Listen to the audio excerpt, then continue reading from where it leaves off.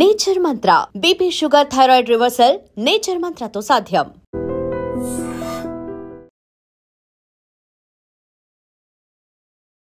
Welcome to I dream media. So general గా గురక చాలా మందిని ఇబ్బంది పెడుతూ ఉంటుంది. ఎందుకు ఈ ప్రాబ్లం, ఎవరిలో ఎక్కువగా చూస్తాము, ఇది ఎంత డేంజర్, సో దీనికి ఎలాంటి ట్రీట్మెంట్స్ ఉన్నాయి, పూర్తి వివరాలు తెలుసుకుందాం. మనతో పాటు శ్వాస hospitals founder and chairman, allergy, asthma, గురక వైద్య నిపుణులు డాక్టర్ విష్ణువేంద్ర రావు గారు ఉన్నారు. డాక్టర్ గారు నమస్తే. నమస్తే. డాక్టర్ గారు, జనరల్ గానే ఈ గురక అనేది చాలా పెద్ద ప్రాబ్లం. చాలా ఈజీగా తీసుకుంటాం గురకని, అవునా డాక్టర్ గారు? సో గురక ఈ ఏజ్ లో స్టార్ట్ అవుతుంది అంటే ఏ ఏజ్ అండి అసలు? అది గురక చిన్నప్పటి నుంచే ఉంటుందమ్మా. గురక పసిపిల్లలు అంటే దాదాపు 2-3 సంవత్సరాల వయసు నుంచి ఏ వయసు వాళ్ళకైనా ఉండొచ్చు. నోరు తెరిచి నిద్రపోతున్నారు అంటే పిల్లల్లో, వాళ్ళల్లో ఎడినైడ్స్, టాన్సిల్స్, ఈ జలుబు, ఈ ముక్కు దిబ్బడ ఇవి వచ్చిన తర్వాత మెల్లగా గురక పెట్టడం మొదలు పెడతారు. నోరు తెరిచి నిద్రపోతున్నారు అంటే మెల్లమెల్లగా అది గురకకు దారి తీయొచ్చు ఫ్యూచర్లో. కాబట్టి నోరు తెరిచి నిద్రపోవటం అనే దాన్ని ఏ తల్లిదండ్రులు కూడా చాలా ఈజీగా తీసుకోవద్దు. ఇది ఫ్యూచర్లో గురకకు దారి తీయొచ్చు. అంటే నోరు తెరిచి నిద్ర ఎందుకు పోతారు? వాళ్ళ ముక్కులో నుంచి గాలి ఆడదు. ముక్కులో నుంచి గాలి ఆడకపోవటానికి కారణం ఏమై ఉంటుంది? ఒకటి ఎలర్జిక్ రైనైటిస్ అంటాం. అంటే ముక్కులో ఎప్పుడు చూసినా జలుబు ఉంటుంది, చూసారా? జలుబు ఉంటుంది. అంటే ఎట్లా? పేరెంట్స్లో ఎవరికైనా జలుబు ఉంటే పిల్లల్లో కూడా జలుబు ఉంటుంది. ఈ ఎలర్జీ వల్ల ఎడినైడ్స్ ఉబ్బుతాయి. ఎడినైడ్స్, టాన్సిల్స్, ఇటు సైనస్ అన్ని ఇదైపోయి టోటల్ కంజెషన్ అయిపోయింది. అన్ని టర్బినేట్స్ అంటాం. ఇన్ఫ్లమేషన్ కదా. టర్బినేట్స్ అనేది హెపట్రో, అదే కండలు పెరుగుతాయి అంటారు కదా, అదొకటి. కొంతమందికి డిఎన్ఎస్ ఉండొచ్చు, డివియేటెడ్ నేసల్ సెప్టమ్ ఉండొచ్చు. సో ఇలాంటి అన్ని కారణాల వల్ల మెల్లమెల్లగా నోరుతోని గాలి తీస్తారు. నోరుతోని గాలి తీసే వాళ్ళని తల్లిదండ్రులు కొంతమంది వదిలేస్తారు, కొంతమంది బలవంతంగా నోరు మూస్తారు, కొంతమంది తిడతా ఉంటారు, ఎందుకు ఎప్పుడు చూసినా నోరుతో గాలి తీస్తామని చెప్పి. ముక్కు నుంచి గాలి ఆడకపోతే మరి నోరుతో కాకపోతే దేంతో తీస్తాం గాలి? కారణం ఏందో తెలుసుకోవాలి. తెలుసుకొని దానికి గనక ట్రీట్ చేయలేదనుకో మెల్లమెల్లగా పిల్లలు నైట్ పూట గురక పెడతా ఉంటారు, నిద్రలో అంటా ఉంటారు. రోజుకు 100-200 సార్లు అంటారు నైట్. అంటే అప్పుడు బ్రీతింగ్ అయిపోద్ది కదా, పాజ్ అవుతుంది. యాప్నిక్ స్పెల్స్ అంటాం అంటారు చిన్నపిల్లలు. ఇది హైపర్ యాక్టివిటీకి దారితీస్తుంది. చిన్నపిల్లలు పగులు పూట రెస్ట్లెస్గా హైపర్ యాక్టివ్గా ఆడుతూ ఉంటారు పిల్లలు. సో ఇట్లాంటి ఈ పిల్లల్ని మనం గమనించి ఇది హైపర్ యాక్టివిటీకి ఉన్నాడు అంటే అసలు వీడికి ఏమన్నా ఎలర్జీ ఉందా, ఎలర్జీ ఉన్నాయా అంటే ఎడినైడ్స్ ఏమైనా ఉన్నాయా, టాన్సిల్స్ ఏమైనా ఉన్నాయా, తల్లిదండ్రులు ఏమైనా ఎలర్జీ ఉందా అనేది అన్ని ఒకదాని తర్వాత ఒకటి మనం మెల్లగా తెలుసుకుంటా చిన్నపిల్లలప్పటి నుంచే మనం వైద్యం మొదలుపెట్టాలి. అప్పుడు అలర్జీకి, ఆస్తమాకి, ఎడినాయిడ్స్కి, టాన్సిల్స్కి వీటన్నిటికీ anti allergy treatment, anti asthma treatment కనుక మొదటి నుంచి మొదలు పెడితే చిన్నపిల్లలు ఈ గురక బాధ నుంచి బయటపడతారు. ఈ హైపర్ యాక్టివ్ కూడా చాలా వరకు తగ్గిపోద్ది. చాలా మంది హైపర్ యాక్టివ్ మీద ఫోకస్ పెడతారు కానీ గురక మీద కారణం మీద హైపర్ యాక్టివ్ తీసిపోతారు, హైపర్ యాక్టివ్ మందులు వాడుతూ ఉంటారు, మీకు ఎన్నెన్నో హాస్పిటల్ తిప్పుతారు. బట్ హైపర్ యాక్టివిటీ మూల కారణం అలర్జీ కావచ్చు, అన్ట్రీటెడ్ అన్ఐడెంటిఫైడ్ అలర్జీ కావచ్చు. సో ఈ అన్ఐడెంటిఫైడ్ అలర్జీలో తల్లిదండ్రులకు, తల్లికో తండ్రికో ఎవరికో ఒకరికి జలుబు ఉంది అంటే వెంటనే వీళ్ళకు గుర్తు రావాలి, నాకు అలర్జీ ఉంది, ఆస్తమా ఉంది, నాకు డాక్టర్ గారు చెప్పారు మరి ఇంటర్వ్యూలో, సో పిల్లలకు ఇది ఉండొచ్చు అని వెంటనే డాక్టర్ని సంప్రదించాలి. అంటే ఆస్తమా కంటాజియస్ లేదు, అంటే జీన్స్ పరంగా వచ్చేది. జీన్స్ హెరిడిటరీ ఉంటుంది. సో కాబట్టి ఈ గురక అనేది మెల్లగా పిల్లల నుంచే మొదలై ఇంకా అలా దాటిపోతుంటది. ఇంకా ఏజ్ అంటే ఏం లేదు.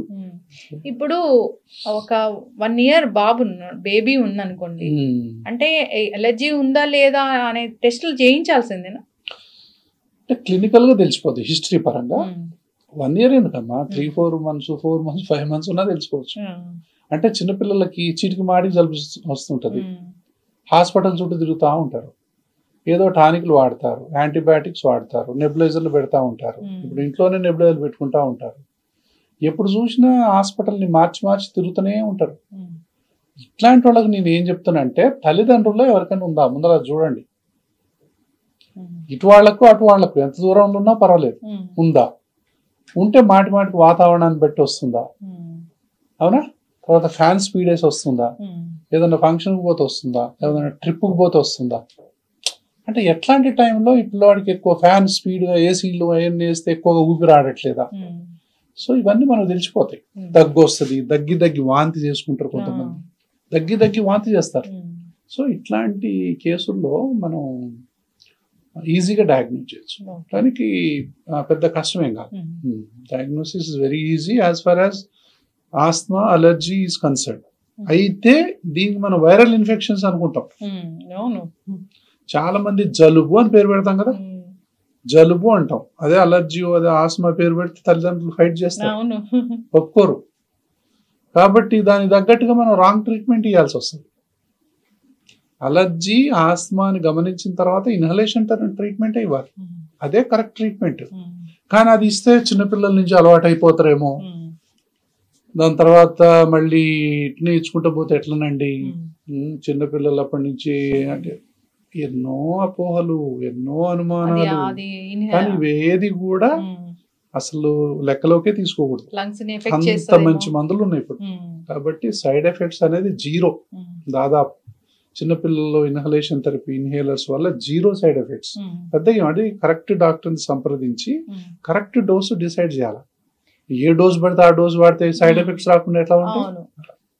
ఇప్పుడు అవేర్నెస్ రావడం వల్ల అసలు మెడికల్ షాప్ కి వెళ్ళి తీసుకొని వాడే పరిస్థితి కూడా మనం చూస్తూ ఇది కామన్ కదా. ఇంకా డాక్టర్ కాడికి పోయిన ఇయే రాస్తారు అని వాళ్ళు పోయి అయ్యే కొనుక్కొని వాడుకుంటా ఉంటారు. కానీ అది కరెక్ట్ కాదు. ఏది చీటికి మాటికి వచ్చే జలుబు కానీ, చీటికి మాటికి వచ్చే దగ్గు కానీ, ఈ ముక్కు కారటాలు కానీ, దాని తర్వాత చెవుల నుంచి కూడా చీమ వస్తుంటాయి. సో ఇవన్నీ కూడా నిర్లక్ష్యం చేయదు. ముక్కుకి చెవుకి కనెక్షన్ ఉంటుంది కదా, ఇక్కడ బ్లాక్ అయితే ఇందులోంచి చీమ వస్తుంటది, ఇన్ఫెక్షన్ వస్తుంటది. సో ఇందులో లిక్విడ్ ఫామ్ అవుతా ఉంటుంది. ఇది చిన్నపిల్లల నుంచే ఫామ్ అయింది. ఎంత విపరీతమైన చెవి నొప్పి వస్తుంది అంటే ఇక్కడ కంజెషన్ ఉందన్నారు. సో మిడిల్ ఇయర్ ఎఫ్యూజన్ అంటాం. ట్రీట్ చేయాల్సింది రూట్ కాజ్ ని కదా, ఎలర్జీని. అందుకే చిన్నప్పటి నుంచే ఎలర్జీని మనం ఐడెంటిఫై చేయాలి. చీటికి మాటికి ఇక్కడ ఏదో ప్రాబ్లం ఉందంటే ఇక్కడ ఉందేమో చూడాలి ఫస్ట్. అది చక్కటి ఇన్ఫర్మేషన్. నిజంగా చాలా మందికి తెలియని విషయం ఏంటంటే, పిల్లలు హైపర్ యాక్టివ్ గా ఉంటున్నారు, లేదా పిల్లలకి మాటిమాటికి జలుబు వస్తూ ఉంటుంది, దీని మీద అనుకుంటారు కానీ ఆ సిమ్టమ్ కి ట్రీట్మెంట్ కోసం చూస్తారు. కానీ అసలు ఎందుకు అసలు మూల కారణాన్ని వెతకం. మూల కారణం అనేది ఎప్పుడు కూడా చీటికి మాటికి వచ్చేటటువంటి జలుబు దగ్గు అది పడట్లేదు ఇది పడట్లేదు అన్నారంటే ఖచ్చితంగా ఇది అలర్జీ ఆస్మా జీన్స్ అనేది మనం చూసుకోవాలి. ఇది చూసుకున్నట్లయితే దీని అలర్జీ ఆస్మా పాయింట్ ఆఫ్ వ్యూలో ట్రీట్మెంట్ చేస్తేనే వాళ్ళకు విముక్తి. లేకపోతే 10 మంది 20 మంది డాక్టర్ని మారుస్తారు, 10-20 హాస్పిటల్ మారుస్తారు. ఎందుకంటే మేము చూస్తాం కదా, మా దగ్గరికి 10-20 హాస్పిటల్స్ మార్చి వస్తుంటారు చాలా మంది. ఇంత ఫైల్స్ తీసుకొని వస్తుంటారు. నేనేమంటానంటే కరెక్ట్ కీ పెట్టేదాకా లాక్ ఓపెన్ అయితే కాదు, కరెక్ట్ పాస్వర్డ్ కొట్టేదాకా సిస్టమ్ అయితే ఓపెన్ కాదు. ఆ కీ అనేది చాలా పెద్ద హాస్పిటల్లో దొరికిందా చాలా చిన్న హాస్పిటల్లో దొరికిందా అనేది పాయింట్ కాదు, దొరికిందా లేదా అనేదే పాయింట్. ఎక్కడ అనేది పాయింట్. ఆ డాక్టర్ యొక్క నైపుణ్యాన్ని బట్టి, ఆ డాక్టర్ యొక్క డయాగ్నోస్టిక్ క్యాపబిలిటీని బట్టి, ఆ డిసీజ్ ప్రెజెంటేషన్ బట్టి, మనం చేసే టెస్టులను బట్టి ఆధారపడి ఉంటుంది తప్ప పెద్ద హాస్పిటల్ పోతే పెద్ద న్యాయం జరుగుద్దని, చిన్న హాస్పిటల్ పోతే అన్యాయం జరుగుద్దని ఏముండదు. మంచి డాక్టర్ అయితే చాలు, అంతే. మంచి డాక్టర్ అయితే చాలు, ఎక్కడ ఉన్నా పర్లేదు. డాక్టర్ గారు, ఇప్పుడు గురక వచ్చింది చిన్నపిల్లల్లో అన్నప్పుడు జనరల్ గా ఆ గురకకి ట్రీట్మెంట్ అంటే ఎట్లా ఉంటుంది? ఇప్పుడు ఇది అంటే గురకకు సంబంధించినంత వరకు అమ్మా, చిన్నపిల్లల్లో కూడా నేను చెప్పాను కదా. సో గురకకి ఇలా ఉంటే మనం ఇది ఎర్లీగా మనం గుర్తించి మనం టెస్ట్ చేసి వీళ్ళకి కూడా మనకు స్లీప్ స్టడీలు చేయొచ్చు. చిన్నపిల్లలకు కూడా సిప్యాప్లు గీప్యాప్లు వాడే పరిస్థితులు ఉన్నాయి కానీ బట్ నా దృష్టిలో అంత అవసరం ఎప్పుడు రాలా చిన్నప్పుడు. అందుకే నేను ఏమంటానంటే ఎప్పుడు అలర్జీ గురించి, ఆస్మా గురించి, ఎడినాయిడ్ గురించి, టాన్సిల్ గురించి నేను మాట్లాడేటప్పుడు ఎర్లియర్ ది బెటర్ అంట నేను ఆల్వేస్. కొన్ని వందల వేల సార్లు చెప్తా. ఎంత తొందరగా పిల్లలకు జలుబు ఉంటే అంత తొందరగా చూపిస్తే అన్ని కష్టాల నుంచి మీరు దూరం అవుతారు. చిన్నపిల్లలు అన్ని బాధల నుంచి విముక్తి పొందుతారు, అన్ని కాంప్లికేషన్స్ నుంచి బయటపడతారు, ఎన్నో రకాల వైద్యాల నుంచి మనం బయటపడవచ్చు, ఎన్నో రకాల అనవసరమైనటువంటి టాన్సిల్ ఆపరేషన్లు, ఎడినాయిడ్ ఆపరేషన్లు, సైనస్ ఆపరేషన్ల నుంచి మనం బయటపడవచ్చు. చేయి దాటిన తర్వాత ఎవరికైనా కొన్ని సార్లు ఆపరేషన్లు తప్పవు. కాబట్టి తొందరగా వచ్చినట్లయితే ఈ ఎలర్జిక్ ఇన్ఫ్లమేషన్ ని మనం ట్రీట్ చేయొచ్చు. ట్రీట్ చేసి ఈ విధంగా ఓపెన్ చేసినట్లయితే ఖచ్చితంగా వాళ్లకు ఈ గురక, చిన్నపిల్లల్లో గురక చాలా ఈజీగా ట్రీట్ చేయొచ్చు వీళ్ళల్లో ముఖ్యంగా. సో చాలా అంటే ఎప్పుడు ఎడినాయిడ్స్ కానీ టాన్సిల్స్ కానీ తీయాలి అంటే ఎన్ని మందులు వాడినా తగ్గట్లేదు. తర్వాత స్లీపు, గురక, కొంచెం అబ్స్ట్రక్టివ్ స్లీప్ యాప్నియా లక్షణాలు ఉన్నాయి అంటా ఉన్నారు, చెవుల చీమ వస్తూ ఉంది, ముక్కు కారుతూ ఉంటుంది, ఏ మందు పనిచేయట్లేదు. కాబట్టి అట్లాంటి కేసుల్లో 100 మందిలో 5 నుంచి 10 మందికి సర్జరీ తప్పదు. అట్లాంటి కేసులో చేయాలి. మరి మిగతా కేసుల్లో మొత్తానికి కూడా earlier the better. So anti asthma treatment కనుక మనం వాడినట్లయితే ఇన్హేల్డ్ నాసల్ స్టీరాయిడ్స్ అంటాం, ఇన్హేల్డ్ కార్టికో స్టీరాయిడ్స్ అంటాం. అలా స్టీరాయిడ్ అనగా పెద్ద భయం, అమ్మో స్టీరాయిడ్ అంటాను. సో స్టీరాయిడ్ అనేటప్పుడు నేనేం చెప్తానంటే ఒక్క టాబ్లెట్ ని 1000 ముక్కలో 2000 ముక్కలో చేస్తే ఒక్క ముక్కతోని ఒక్క పఫ్ తయారైంది. కాబట్టి ఒక టాబ్లెట్ ని 1-2 సంవత్సరాలు వాడినట్టు. కాబట్టి దాని మీద అపోహలు పెంచుకోవాల్సిన అవసరం లేదన్నమాట. చక్కటి ఇన్ఫర్మేషన్ డాక్టర్ గారు. పిల్లల్ని కూడా మనం తరచూ గమనిస్తూ ఉండాలి. గురక వస్తుంది అన్నప్పుడు ఖచ్చితంగా ట్రీట్మెంట్ అనేది ఉంది. ఇక చూస్తే టీనేజర్స్ లో కూడా మనం గురక చూస్తాం. టీనేజర్స్ లో గురకకి కారణాలు ఏంటి అంటే ఎవరికైనా అమ్మా ఇప్పుడు ఇదే ప్రాబ్లం పెద్దయ్యేదాకా అబ్స్ట్రక్టివ్ స్లీప్ యాప్నియాకు మెయిన్ కారణం ఏంటంటే అన్ఐడెంటిఫైడ్ అలర్జీస్, అన్ఐడెంటిఫైడ్ ఆస్తమా. ఇది మెల్లగా పెరిగి పెరిగి పెరిగి అబ్స్ట్రక్టివ్ స్లీప్ యాప్నియాకు దారితీస్తాయి జనరల్గా. ఇది నెంబర్ 1 కాజ్. ఇక్కడ దానికి మూల కారణం nasal allergies, tonsils, adenoids, sinus. ఈ చిన్నప్పుడు మనం వైద్యం చేయలేదనుకో టీనేజ్ లోకి ఎంటర్ అవుతాయి, టీనేజ్ లో కూడా చేయలేదనుకో అడల్ట్ లోకి ఎంటర్ అవుతాయి, అప్పుడు కూడా చేయలేదు, అయితేనే ఉంటాయి, ఇంకా ఎక్కడికి పోవి. సైనస్ ఇవన్నీ ఫిక్స్ అయిపోతాయి, ఇంకా నోరు తెరిచి నిద్రపోయి గురక పెడతా ఉంటారు. సో అట్లా ఇది కామన్ గురక, ఇది డాక్టర్ దగ్గర వెళ్ళాల్సిన గురక అని ఎలా తెలుస్తుంది? This is very important. అయితే మనం చూసారా ఒకప్పుడు బాగా కష్టపడి శారీరక కష్టం చేసేవాళ్ళు బాగా కష్టపడ్డ తర్వాత మరిచి నిద్రపోయేవాడు. చాలా గురక పెట్టి మైల్డ్గా మందరంగా అట్లా ఎంత గురక పెట్టినా ఎంతసేపు పెట్టినా ఏం కాదు. అది ఒకప్పటి వాళ్ళ గురక. ఇప్పుడు ఏంటి అంటే ఒబేసిటీ, ముక్కులన్నీ దిబ్బడేసిపోవటం, అతి నిద్ర, ఇక నైట్ అయిందంటే భయమయ్యేంత నిద్ర, భయమయ్యేంత గురక. అంటే అంటుంటారు, అంటే సింహనాదం చేసినట్టే గర్జన, సింహగర్జన అంటాం కదా, అట్లా ఉంటది. సో అంత భయంకరమైనటువంటి గురక.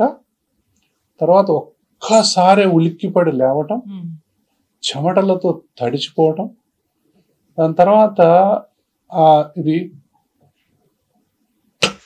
10 సెకండ్స్ కంటే ఊపిరి స్తంభించిపోవటం, అంటే బ్రీత్ ఆగిపోద్ది, టోటల్గా ఆగిపోతుంది. చాలా కామన్, అంటే ఆగిపోతుంది బ్రీత్. ఆగిపోయిన తర్వాత పక్కన ఉన్న వాళ్ళ గుండె ఆగిపోతుంది. వాళ్ళు అప్పుడు ఇలా ఇలా ఇలా అని వాళ్ళని లేపుతా ఉంటారు. సో అటు తిరగండి, ఇటు తిరగండి, అది ఇది అని చెప్పి పక్కన వాళ్ళు భయపడతారు. కాబట్టి డాక్టర్ని సంప్రదించాల్సింది ఒక వ్యక్తి గురక పెడుతున్నప్పుడు అంటే ఎప్పుడంటే, ఒకటి విపరీతమైన లా ఉన్నారా లేదా, మెడ విపరీతంగా లా ఉందా లేదా, తర్వాత ఈ వేస్ట్ కూడా లా ఉందా లేదా, అంటే 40 సెంటీమీటర్స్ కంటే ఎక్కువ లావు, 40 సెంటీమీటర్ అంటే 16 ఇంచుల కంటే ఎక్కువ చుట్టుకొలత వేసుకోవాలి మనం. 16 ఇంచులు 17 ఇంచుల కంటే ఎక్కువ ఉందంటే ఇక గురక వస్తున్నట్టే. సో ఇది ఈ విధంగా. సో ఇక్కడ వేస్ట్ 40 ఇంచుల కంటే ఇది ఎక్కువ ఉన్నా, దాని తర్వాత ఎంత తెరిచినా లోపల అన్ని కనపడాలా, నాలుగు తప్ప ఏం కనపడదు. అంటే మనం హెల్దీ హ్యూమన్ నోరు తెరిచినప్పుడు అన్ని కనపడాలి లోపల, ఓ అన్ని కనపడుతుంటాయి. ఏం కనపడవు, ఒక నాలుగే కనపడుతుంటాయి అంతసేపు. అది విపరీతమైన గురక నైట్ పూట, అంటే డోర్ క్రాస్ అయ్యి కూడా బయట వాళ్ళకి వినపడతా ఉంటుంది. తర్వాత పగులు పూట విపరీతంగా నిద్ర, అది డ్రైవింగ్ చేస్తున్నా, టీవీ చూస్తున్నా, పేపర్ చదువుతున్నా, మాట్లాడుతున్నా, కాసేపు అన్నం తిన్న తర్వాత కొంచెం రెస్ట్ తీసుకున్నా, సిగ్నల్ దగ్గర కూడా నిద్రపోతారు. ఎందుకు డాక్టర్? నైట్ పూట నిద్ర ఉండదు. గురక ఉండేవాళ్ళు, గురక ఉండేవాళ్ళు చాలా బాగా నిద్రపోతున్నారు అనుకుంటారు. గురక ఉన్న వాళ్ళకి అది నిద్ర కాదు, అది ఫ్రాగ్మెంటెడ్ స్లీప్ అంటాం. నిద్ర డిస్టర్బ్ అవుతా ఉంటది. ఎందుకంటే ఈ గురక పెట్టినప్పుడల్లా ఈ ఫారింజియల్ వాల్స్, ఈ ఎయిర్వే ఏదైతే ఉందో కొలాప్స్ అవుతుంది. ఎప్పుడైతే అంటే నిద్రలో పోగానే మజిల్స్ అన్ని మనకు రిలాక్స్ అయ్యి తప్పున పడిపోదు. అట్లా పడకూడదు. అంటే నిద్రలో కూడా కొంచెం ఓపెనే ఉంటాయి. వీళ్ళకి ఏమవుతుంది, ఈ గురక ఉన్న పంటతో పడిపోతుంది, ఇప్పుడు గాలి పోదు. కాబట్టి ఈ యొక్క డైలేటర్ మజిల్స్ అంటాము, అవి టోటల్గా రిలాక్స్ అయిపోతాయి. రిలాక్స్ అయిపోయి ఎయిర్వే అనేది కొలాప్స్ అయిపోయి గాలి పోకపోవటం వల్ల మెదడు స్టిమ్యులేట్ అవుతుంది. ఇట్లా వచ్చి మళ్ళీ ఓపెన్ అవుతుంది. మళ్ళీ కాసేపు తీసుకుంటారు. అదే టైంలో మూసుకున్నప్పుడు ఆక్సిజన్ పడిపోతుంది. అదే టైంలో కార్బన్ డైఆక్సైడ్ పెరుగుతుంది. అదే టైంలో హార్ట్ ఎక్కువ బీట్ కొట్టుకుంటూ ఉంటుంది. అదే టైంలో ఎడ్రినలిన్, నార్ ఎడ్రినలిన్, సింపథెటిక్ సిస్టమ్ యాక్టివ్ అవుతుంది. యాక్టివ్ అయ్యి మొత్తం గుండె ఏట్రల్ ఫిబ్రిలేషన్ అంటాం, అట్లా కొట్టుకుంటా ఉంటుంది. అప్పుడు చెమటలు వస్తుంటాయి మనకు. అంటే ఈ గుర్రక ఎప్పుడు డాక్టర్ కాడికి పోవాలి అంటే అతి నిద్ర, విపరీతమైన గురక, దాని తర్వాత అతి నిద్ర, లావు, బాగా ఒబేసిటీ. ఈ ఒబేసిటీని చెప్పానుగా, మెడ లావు, వీటన్నిటితో గుర్తుపట్టవచ్చు మనం. ఇట్లాంటి వాళ్ళు వెంటనే డాక్టర్ దగ్గరికి పోవాలి. ఈయన పగులు పూట అంతా నిద్రపోతున్నాడండి, నైట్ నన్ను నిద్రపోనియట్లేదు గురక వల్ల, విపరీతంగా రోజు రోజు లావు అయిపోతున్నాడు అంటే వెంటనే మీరు డాక్టర్ దగ్గరికి తీసుకెళ్ళండి. ఇది చాలా చాలా ఇంపార్టెంట్. లేని పక్షంలో హార్ట్ అటాక్స్ ముప్పు అనేది కొంచెం ఉంటుంది, బ్రెయిన్ స్ట్రోక్స్ వస్తుంటాయి, దాని తర్వాత యాక్సిడెంట్స్ అవుతుంటాయి. ఇలా కాకపోతే హార్మోనల్ చేంజ్ వస్తుంటుంది, సోషల్ డిస్టర్బెన్సెస్, ఫ్యామిలీ డిస్టర్బెన్సెస్, ఎన్ని డిస్టర్బెన్సెస్ అసలు ప్రతిదీ డిస్టర్బ్ అవుతుంటుంది. ఇప్పుడు ఈ గురక ఒక జబ్బులాగా ఉంది, వాళ్ళకి నిద్ర ఉండదు. అవును, నిద్ర లేని వల్ల ఈ జబ్బులన్నీ వచ్చేస్తాయి. అంటే గురక అంటే ఎందుకు నిద్ర లేదు అంటే ఏంటంటే దీన్ని ఎట్లా భావించవచ్చు అంటే యాప్నియా అంటాం. అంటే 10 seconds కంటే ఎక్కువ ఊపిరి స్తంభించిపోవడం. అప్పుడు బ్రెయిన్ స్టిమ్యులేట్ అయ్యి కొంచెం మనకు మేలుకు వస్తుంది. మేలుకు వచ్చినప్పుడు అని మళ్ళీ తీసుకుంటాం. అంటే స్లీప్ అంతా ఫ్రాగ్మెంటెడ్, కంటిన్యూస్ స్లీప్ ఉండదు, ముక్కలు ముక్కలు అయిపోతుంది స్లీప్. అయిపోయేసరికి అంటే ఏంటి, బాగా పడుకున్న వ్యక్తిని గంటకు ఒక 50 సార్లు గిచ్చామనుకోండి, నిద్ర ఉన్నట్ట ఈక్వల్ టు దట్. కాసేపు లేస్తాడు కదా, నిద్రపోయే టైం కల్లా కొంచెం గిచ్చామనుకో మళ్ళీ లేస్తాడు, మళ్ళా గిచ్చామనుకో లేస్తాడు. అంటే ఫ్రాగ్మెంటెడ్ స్లీప్. అది మొత్తం మీద ఇంకా అంతకంటే టార్చర్ ఏముంటుంది, ఓవరాల్ గా నిద్ర ఉండదు. అందుకేంటి ఇది నిద్ర లేమితో సమానం, నిద్ర పోని దాంతో సమానం. నిద్ర అంటే ఏంటి, మనకు 4 స్టేజ్లో ఉంటుంది స్లీప్. అంటే స్టెప్ 1, స్టెప్ 2, స్టెప్ 3, తర్వాత రెమ్ స్లీప్ అంటాం. అంటే మనం మిద్దె మీద నుంచి మెట్లు దిగి నిద్రాదేవి ఒడిలో పోయినట్టుగా స్టెప్ దిక్కుంటా పోయిన తర్వాత అసలు మనం ఎక్కడున్నామో ఏం చేస్తున్నామో తెలియదు కదా, సుఖ నిద్ర అంటారు. అసలు ఏమి గుర్తుండదు, లేచిన తర్వాత ఎంత బాగా నిద్రపోయానో అనుకుంటారు. అలా ఉంటే అది కరెక్ట్ నిద్ర అన్నమాట.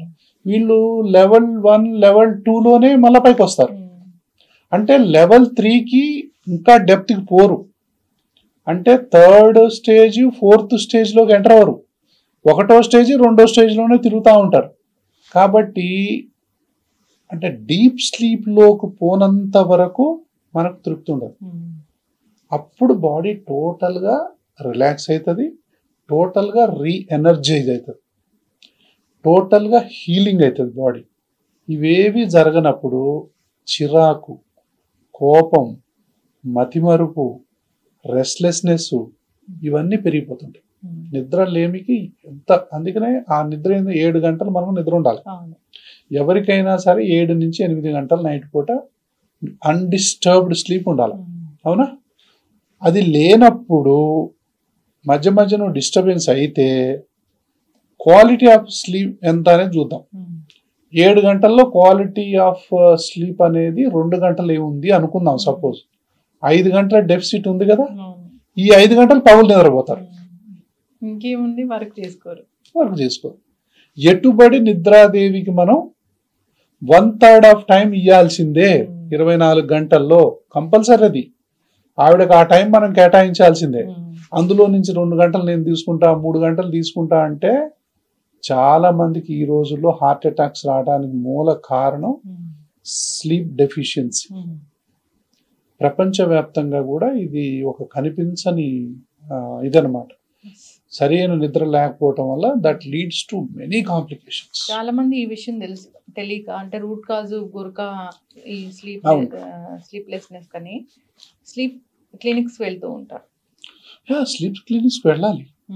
స్లీప్ క్లినిక్స్ లో మనం ట్రీట్మెంట్ చేసేది ఇదే. ఇప్పుడు స్లీప్ అంటే భారతదేశంలో దాదాపు 10 కోట్ల మంది గురక పెడుతున్నారు.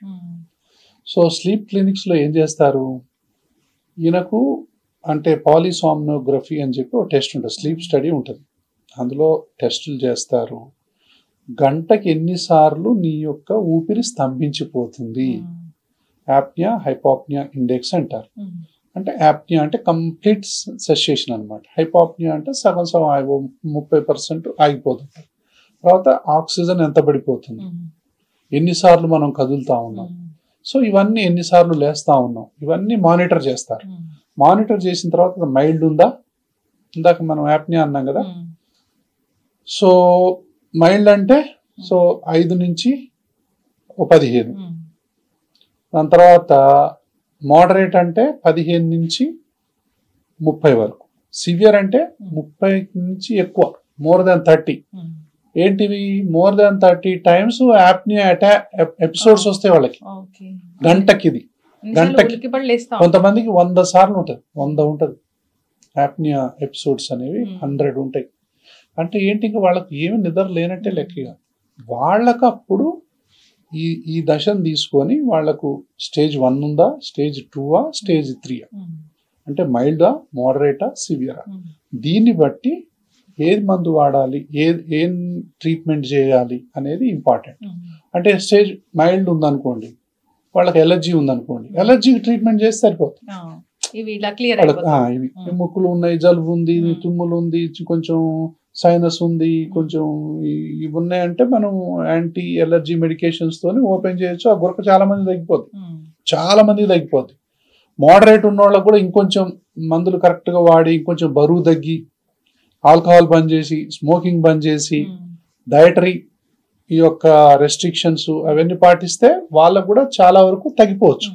ఇక సివియర్ ఉన్న వాళ్ళకు ఎన్ని ప్రయత్నాలు చేసినా తగ్గకపోతే సిప్యాప్ అని ఉంటుంది, ఆ మిషన్ పెట్టక తప్పదు. అంటే దాన్ని ఇట్లా పెట్టాలి మిషన్. అప్పుడు ఏం చేస్తుంది, ఆ గాలి ప్రెషర్ తోని తెల్లవారులు ఓపెన్ ఉంటుంది, ప్రెషర్ వల్ల ఓపెన్ ఉంటుంది కాబట్టి మన గాలి అనేది మంచిగా ఆడుతూ ఉంటుంది, తెల్లవారులు నిద్రపోవచ్చు మనం. అంటే ఇది ఎట్లనంటే ఒక్కోసారి అమ్మా వాడుతూ ఉంటే ఎవరైతే సిప్యాప్ వాడేవాళ్ళు అంతకు ముందు విపరీతంగా నిద్రపోయేవాళ్ళు, విపరీతంగా లావు ఉండేవాళ్ళు, విపరీతంగా గురక పెట్టేవాళ్ళు, మతిమరుపు ఉండేవాళ్ళు అందరు ఇది పెట్టగానే యాక్టివ్ అయిపోతారు, హుషారైపోతారు, మెల్లమెల్లగా బరువు తగ్గుతుంటారు. అంటే ఒక కొత్త మనిషి మళ్ళీ వస్తాడు అనమాట. అంతకుముందు మన్నుదున్న పాములా ఉండేటటువంటి వ్యక్తి సిప్యాప్ పెట్టగానే కొత్త మనిషిలాగా నవ్వుతుంటారు, అంటే మారిపోద్ది మళ్ళీ. అంటే వెయిట్ తగ్గిపోతారు. అప్పుడు వాళ్ళకు 2-3 నెలలు వాడిన తర్వాత వాళ్ళలో ఒక పట్టుదల రావాలి. నేను ఎటుబడి ఈ మిషన్ వాడకుండా ఉండాలంటే డాక్టర్ గారు చెప్పినవన్నీ నేను పాటించాలా, ఇప్పుడు ఒక 80 కేజీలు ఉన్నాడు, ఆయన ఉండాల్సింది ఒక 65 కేజీలు అనుకో, 15 కేజీలు తీసేయాలి. 80 అంటే ఎంత బరువు తగ్గించాలో అంత బరువు తగ్గించాలి. తర్వాత ఎలర్జీలు ఉన్నా ఇవి ఉన్నా కూడా దానికి ట్రీట్మెంట్ తీసుకోవాలి. ఆల్కహాల్, స్మోకింగ్లు అవి ఇవి ఏమన్నా ఉంటే బంద్ చేసుకోవాలి. ఫిట్నెస్ అనేది బాగా. తర్వాత దీనికి గురకు సంబంధించిన కొన్ని ఎక్సర్సైజ్లు కూడా ఉంటాయి. అంటే మయోఫేషియల్ ఎక్సర్సైజెస్ అంటాం. ఇప్పుడు అందులో అతి ముఖ్యమైనది ఏంటంటే నాలుక. ఎంతసేపు అట్లా ఒక 15 సెకండ్స్ అట్లా బయట ఉంచడం. దాని తర్వాత ఈ నాలుకని ఇట్లా 15 సెకండ్స్ ఇట్లా మళ్ళీ కిందికి పైకి. అంటే నాలుకని ఎంత మనం బలంగా బయటకు తీసుకొస్తే అంత ఎక్సర్సైజ్ అయింది దానికి. నాలుక నొప్పిలేస్తుంది. ఆ ఎక్సర్సైజ్ ఎంత చేస్తే ఆ జీనియో గ్లాసెస్ అనే మజిల్ ఉంటుంది, ఆ మజిల్ మంచిగా టోన్ అవుతుంది. టోన్ అయ్యి ఈ ఇందా చెప్పాను కదా కొలాప్స్ అయింది అనేది, కొలాప్స్ కానియకుండా చూస్తుంది. కాబట్టి ఈ ఎక్సర్సైజ్లు ఇంకా చాలా రకాలు ఉంటాయి. ఈ ఎక్సర్సైజ్ చేసుకోవాలి, ఫుడ్ మెయింటైన్ చేయాలి, ఎలర్జీలు ఆస్తమాలు ఉంటే తగ్గించుకోవాలి, బరువు గిరువు అంతా అంటే చేసుకున్నట్లయితే మెల్లమెల్లగా ఇది వాడాల్సిన పరిస్థితి నుంచి కూడా కొంతమంది బయటపడతారు. ఎంతకు తగ్గలేదు, నేను బరువు తగ్గను డాక్టర్ గారు మీరు ఏమన్నా చెప్పండి, నేనైతే తగ్గడానికి పెట్టుకోక తప్పదు. లేదా పెట్టుకోకపోతే ఏమైంది, గురకు వస్తుంది, మతిమరుపు వస్తుంది, ఇంట్లో పక్కన ఎవరు నిద్రపోరు, అన్ని కాంప్లికేషన్స్ అన్ని వస్తాయి, హార్ట్ అటాక్స్ వస్తాయి, అన్ని వస్తాయి. సో ఎప్పుడైతే మనం ఈ మిషన్ పెడతామో హ్యాపీనెస్ అన్ని మాయమైపోతాయి, గురక అనేది సైలెంట్ అయిపోతుంది, పక్కన ఉన్న వాళ్ళకు ఆరోగ్యం బాగుంటుంది. ఫస్ట్ ఇది తెలియక గురక ఒక ప్రాబ్లము, ఒక severe problem, severe health issue అని తెలియక నిద్రలోనే హార్ట్ అటాక్ వచ్చి చనిపోయిన వాళ్ళని చాలా మంది. ఇంకోటి చెప్తానమ్మా, ఎవరైతే గురక పెడుతున్నారో, ఎవరైతే అతి నిద్రకు గురవుతున్నారో, ఎవరైతే దాని తర్వాత ఒబేసిటీగా ఉన్నారో, ఎవరిలోనైతే బీపీ ఎంతకు కంట్రోల్ కావట్లేదు, ఎవరిలోనైతే షుగర్ ఎంతకీ కంట్రోల్ కావట్లేదు, ఎవరిలోనైతే కొలెస్ట్రాల్ ఎంతకీ కంట్రోల్ కావట్లేదు, లైపిడ్ ప్రొఫైల్స్ ఎంతకీ కంట్రోల్ కావట్లేదు, వీళ్ళందరికీ ఫస్ట్ గురకుందా లేదా చూసుకోండి. ఇన్ని కోమార్బిడిటీస్ కూడా ఉంటాయి. అసలు ఎవరికైనా బీపీ ఉంది అంటే ముందర మీరు నైట్ పూట నిద్ర గురకుందా లేదా చెక్ చేసుకోవాలి. మీకు డయాబెటీస్ ఎన్ని మందులు వాడినా తగ్గట్లేదు అంటే నైట్ పూట అసలు గురకుందా లేదా చూడాలి. సో ఇప్పుడు నాకు గురకుందో లేదో, కొంతమంది ఒంటరిగానే ఉండేవాళ్ళు ఉంటారు కదా, మరి వాళ్ళకి ఎట్లా తెలియాలి? ఇప్పుడు ఏంటంటే స్మార్ట్ ఫోన్ ఒకటి పెట్టి అక్కడ రికార్డ్ బటన్ నొక్కి నిద్రపోవాలి. నిద్రపోయిన తర్వాత అది తీసుకొచ్చి డాక్టర్కి చూపించాలి. అది చక్కగా రికార్డ్ చేస్తుంది. దాన్ని బట్టి వెంటనే చెప్పేయచ్చు, నీ బీపీ తగ్గపోవటానికి కారణం ఏంటి, నీ షుగర్ తగ్గపోవటానికి కారణం ఏంటి, నీ బరువు తగ్గపోవటానికి కారణం ఏంటి. సో ఇవన్నీ మనకు తెలిసిపోతాయి. ఓకే, అయితే గురక సౌండ్ ని బట్టి అది ఎంత క్రానిక్ అనేది తెలుసుకోవచ్చా మనం? అంటే గురక జనరల్ గా అంటే కొంతమంది గురకే ఉండదు, అబ్స్ట్రక్టివ్ స్లీప్ యాప్నియాలో ఎప్పుడూ గురక ఉండాల్సిన అవసరం లేదు. కానీ గురక అనేది అంటే దాని స్థాయి అనేది రకరకాలు ఉంటుంది. ఆ రూమ్ వాళ్ళు డిస్టర్బ్ అవుతారు, పక్క రూమ్ వాళ్ళు డిస్టర్బ్ అవుతారు, పక్కింటి వాళ్ళు కూడా డిస్టర్బ్ అవుతారు, అంత స్థాయిలో గురక ఉంటుంది. కొంతమందికి గురక ఉండకపోవచ్చు, అయితే వాళ్ళలో అతి నిద్ర ఉంటుంది, వాళ్ళలో అదే సైలెంట్ గా బీపీ, సైలెంట్ గా డయాబెటీస్, సైలెంట్ గా హార్ట్ అటాక్స్, అంటే హార్ట్ డిసీజెస్, హార్ట్ ఫెయిల్యూర్స్, అంటే ఎర్రిథ్మియాస్ అంటాం, అంటే అది లయబద్ధంగా కొట్టుకోకపోవటం, ఇవన్నీ వస్తున్నాయి. అంటే వీళ్ళకి గురక టెస్ట్ చేయాలి ఫస్ట్. ఎవరైనా సరే నాకు ఎప్పుడు చూసినా నిద్ర వస్తుందంటే ఫస్ట్ గురక టెస్ట్ చేయాలి. ఎప్పుడు ఎక్కడ పడితే అక్కడ నిద్రపోతున్నారు కానీ గురక లేదు అంటే స్లీప్ స్టడీస్ తెలిసిపోద్ది అంతా. హెల్తీ ఇండివిజువల్ ఒకసారి వెళ్ళి చేయించుకుంటే అంటే ఎవరైనా సరే, ఇప్పుడు చాలా మందికి ఎట్లనంటే అమ్మ ఎవరు చేయించుకోవాలంటే కొంతమందికి అలర్జీలు ఉంటాయి, సైనస్ ఉంటది, బ్రాంకైటిస్ ఉంటది, వాతావరణం అది పడట్లేదు ఇది పడట్లేదు అంటా ఉంటారు కదా. వాళ్ళు ఒబీస్ ఉన్నా వాళ్ళల్లో ఊరికే అంటే పగులు కాగానే విపరీతమైన నిద్ర వస్తున్నా మనం మాట్లాడుతుంటాం నిద్రపోతుంటారు, పేపర్ చదువుతాం నిద్రపోతుంటారు, డ్రైవింగ్ చేస్తుంటే నిద్రపోతుంటారు, ఎక్కడ పడితే అక్కడ నిద్రపోతుంటారు. ఎక్కడ పడితే అక్కడ నిద్రపోతున్నారు అంటే స్లీప్ స్టడీ చేయించుకోండి. మీకు గురక ఉండొచ్చు, గురకకి ఇప్పుడు మంచి మందులు అందుబాటులో ఉన్నాయి. గురకకు ఇప్పుడు మిషన్ ద్వారా కూడా మనం సిప్యాప్ అనే మిషన్ ద్వారా కూడా ట్రీట్మెంట్ చేయొచ్చు. లైఫ్ స్టైల్ మోడిఫికేషన్స్ అనేవి చేసుకోవాలి. దానికి సంబంధించినటువంటి కొన్ని ఎక్సర్సైజులు కూడా ఉంటాయి. కాబట్టి ఇవన్నీ గనక మనం తెలుసుకోకుండా గురక అంటే ఒక నవ్వులాట. అవునా? గురక అనేది ఎంత మాత్రం నవ్వులాట కాదు. గురక అనేది ఒక సీరియస్ మెడికల్ హెల్త్ ప్రాబ్లం. ప్రపంచవ్యాప్తంగా అత్యంత భయంకరమైన ప్రాబ్లం ఏదైనా ఉంది అంటే ఇప్పుడు గురకనే. దాదాపు అమెరికాలో ఒక 10 మందిని తీసుకుంటే 4-5 గురక పెడుతున్నారు. మన దేశంలో 2-3 గురక పెడుతున్నారు. అంటే లిటరల్ గా ప్రపంచం అనేది గురకలోకి వెళ్ళిపోతుంది. ఎందుకు? మారుతున్న జీవన విధానాలు, మారుతున్నటువంటి ఫుడ్ హ్యాబిట్స్, తర్వాత ఎక్సర్సైజ్ లేకపోవటాలు, తర్వాత ఆ డిజిటల్ స్క్రీన్ ముందు గంటలు కూర్చోటాలు, సెల్ ఫోన్ పట్టుకున్నామంటే ఎక్సర్సైజ్ మర్చిపోతాం, చదువు మర్చిపోతాం, ఆ నడవటం అనేది మర్చిపోతాం. అన్ని మర్చిపోయి కోట్లాది గంటలు, లక్షలాది గంటలు మనం డిజిటల్ స్క్రీన్ ముందు ఉండటం వల్ల ప్రతి ఒక్కళ్ళు ఒబేసిటీ అనేది ఒక ఎపిడమిక్ వస్తుంది. ఊర్లలో ఒబేసిటీ ఉంది ఇప్పుడు. అంటే ఇండియాలో దాదాపు ఇప్పుడు 40% of the population is going to be obese. 40% ఏంటండమ్మా, చాలా ఎక్కువ కదా. అంటే దేశ జనాభాలో సగం పాపులేషన్ ఒబీస్ కాబోతున్నారు మెల్లగా. ఫిజికల్ యాక్టివిటీ లేదు అంటే ఎంత డేంజరస్.